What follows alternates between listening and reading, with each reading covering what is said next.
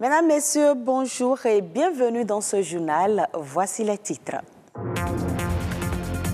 Le cœur, organe vital de plus en plus confronté à des problèmes liés au style de vie de l'homme, entre autres des palpitations, signes d'une hypertension probable.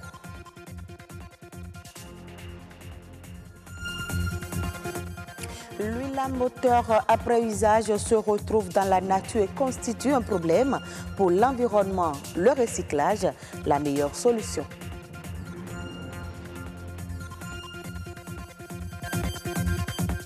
Difficile de statuer sur l'évolution du produit intérieur brut au deuxième trimestre en France. D'aucuns parlent de progression, pour d'autres, c'est plutôt une stabilité économique.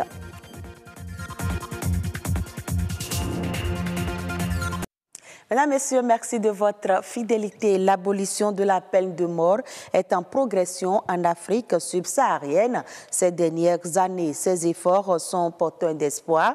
C'est ce que révèle le rapport mondial de Amnesty International. Comment s'y prendre pour faire de toute l'Afrique subsaharienne une région exempte de ce châtiment inhumain? L'organisation internationale a procédé à une formation samedi dernier au Codiam. Les détails dans ce reportage de Rodrigue Babagbeto. Il n'y a que 20 pays en Afrique subsaharienne à être abolitionnistes pour tous les crimes actuellement. Il reste encore 29 pays à les conquérir. Et la tâche s'annonce ardue. Le nombre d'exécutions et de peines de mort recensées à travers le monde a diminué, mais les motifs d'inquiétude persistent. Solution trouvée par Amnesty International, formée sur le plaidoyer pour une abolition de la peine de mort dans tous les pays de l'Afrique subsaharienne, à l'image du Bénin. Il est vrai que le Bénin a aboli officiellement la peine de mort, mais aujourd'hui, la mission du Bénin est de continuer, n'est-ce pas, à s'engager en faveur de l'abolition de la peine de mort et maintenant influencer les pays de l'Afrique subsaharienne qui n'ont pas encore aboli la peine de mort. Par la formation d'aujourd'hui, j'ai comme l'impression qu'on repart sur le bel exemple des années 90 après la conférence des forces vives de la nation où le Bénin était devenu le berceau de la démocratie dans la sous-région. Si nous avons pu influencer en matière de démocratie, nous pourrons aussi influencer en termes de l'abolition de la peine de mort. Professionnels des médias, franciscains, femmes avocates du Bénin, tous sont formés et désormais prêts pour une suppression totale de ce châtiment. De cette formation, je retiens juste que la peine de mort n'est pas une bonne chose et que tous les pays doivent pouvoir l'abolir. Nul n'a le droit d'ôter la vie à quelqu'un. Et vous savez bien que le Bénin, il y a quelque temps, a aboli la peine de mort. Donc, je m'engage vraiment à propager cette nouvelle-là et je pense que c'est le devoir de la presse d'aider Amnesty International dans cette lutte. Puisque déjà le Bénin a déjà adhéré à ratifier le protocole relatif à l'abolition de la peine de mort. Et avec ça, le processus est en cours pour que ça soit mis dans l'ordre code pénal. Nous espérons que le droit à la vie, tel que le Bénin l'a reconnu, au titre des nations modernes du monde et de l'Afrique, que nous pourrions aussi partager cette vertu avec les pays qui nous environnent. Le 21 février 2018, le Bénin abolissait définitivement la peine de mort. Il est suivi de la Guinée, mais reste encore plusieurs autres pays au nombre desquels le Burkina Faso, le Tchad, le Ghana, sans oublier la Somalie et le Soudan du Sud. Les maladies du cœur, des problèmes de santé de plus en plus récurrents dans notre société.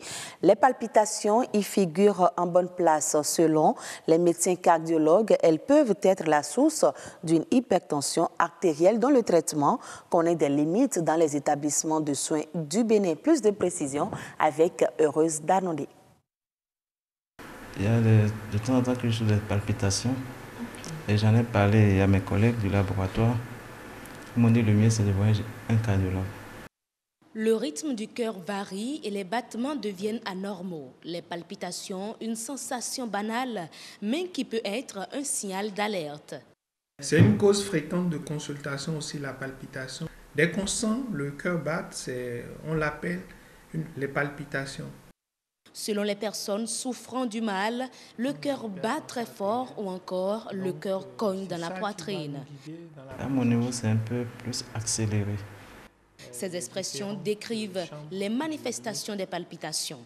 C'est un symptôme qui peut cacher beaucoup d'autres maladies. L'hypertension, par exemple, peut se manifester par des palpitations, surtout des palpitations nocturnes, mais également beaucoup d'autres maladies, l'insuffisance cardiaque, l'insuffisance coronaire, peuvent se manifester par des palpitations. Il faut donc reconnaître les symptômes afin d'y apporter des solutions au plus vite. Le mieux, ce n'est pas de traiter les palpitations, puisque les palpitations, c'est des symptômes. L'idéal serait de pousser plus loin, de savoir ce qui est à la base des palpitations et de traiter la cause même des palpitations. Je me disais dans un premier temps que c'est dû à l'activité ou au stress, le travail que je fais. Mais des fois, quand je suis même en congé, c'est continu. L'automédication dans ce domaine serait vraiment pas l'idéal. L'autre mal du cœur qui prend de l'ampleur dans notre société, c'est l'hypertension artérielle. Sur le plan épidémiologique, c'est-à-dire sur le plan de la fréquence des pathologies, c'est l'hypertension qui est de loin la première pathologie cardiovasculaire qu'on rencontre sous nos cieux. Les études antérieures réalisées par le service de cardiologie de CNHU montrent des prévalences entre 30 et 45%. Surtout parce que c'est une maladie qui évolue à bas bruit. Les hypertendus sont la plupart du temps asymptomatiques, c'est-à-dire qu'ils ne ressentent rien du tout. Donc, il n'y a pas de raison d'aller voir un médecin. À partir d'un certain âge, la fréquence est beaucoup plus élevée, surtout chez les hommes à partir de 55 ans.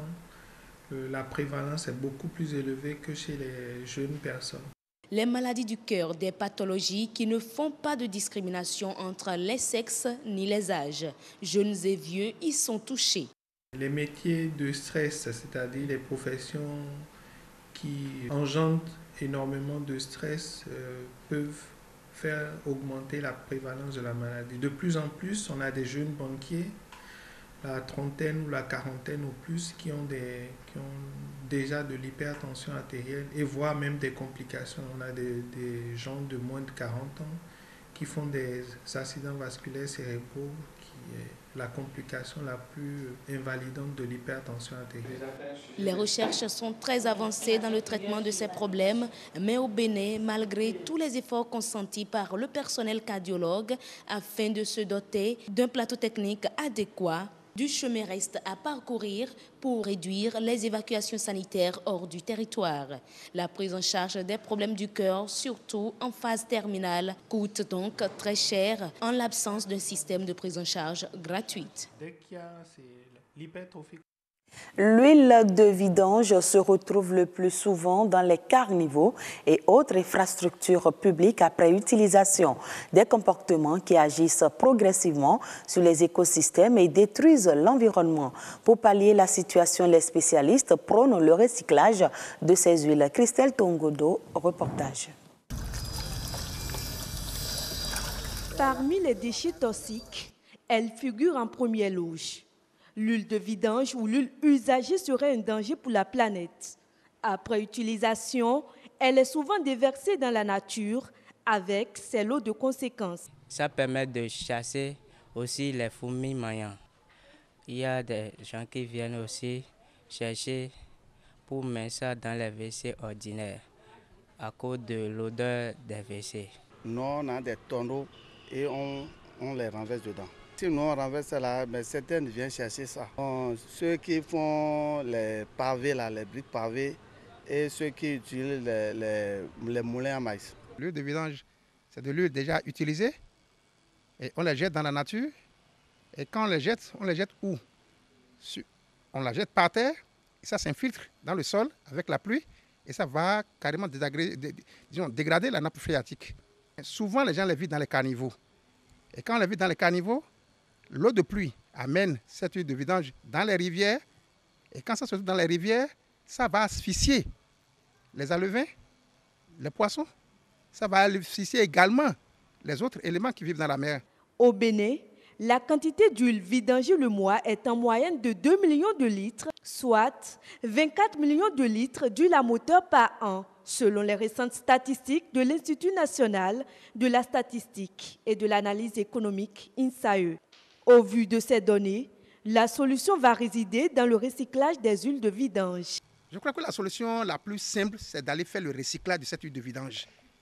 Cette huile de vidange qui contient des éléments polluants, cette huile peut être transformée encore, on peut dépolluer cette huile-là, lui ajouter encore de l'huile qui va la rendre plus épaisse et réutiliser. Le recyclage, oui, mais en amont, la solution est d'opter pour des véhicules électriques.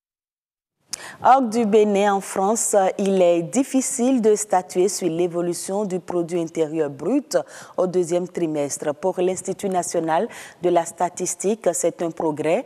Les chefs d'entreprise, quant à eux, parlent plutôt de stabilité économique. Suivez ce commentaire de Estelle Pazou sur les images de l'AFP pour plus de précision. Croissance moins soutenue, progression de moindre ampleur. En France, chaque chef d'entreprise a ses termes pour expliquer la croissance économique du pays au second trimestre de l'année 2018. L'Institut national de la statistique et des études économiques prévoit une croissance de 0,4% au deuxième trimestre pour la deuxième économie de la zone euro. La Banque de France, quant à elle, se montre légèrement plus prudente. Selon la Banque centrale, la production industrielle a en effet un peu accéléré en avril à la faveur d'une dynamique bien orientée dans les secteurs de la chimie, de l'aéronautique et des équipements électriques. Mais d'après les chefs d'entreprise interrogés, l'activité devrait se stabiliser en mai. Sur l'ensemble de 2018, la Banque de France table pour l'heure sur une hausse du PIB de 1,9% en raison des bons résultats enregistrés l'an dernier qui se répercutent mécaniquement sur ceux de l'année en cours. Ainsi s'achève cette édition. Retrouvez-moi à 19h45. Portez-vous bien.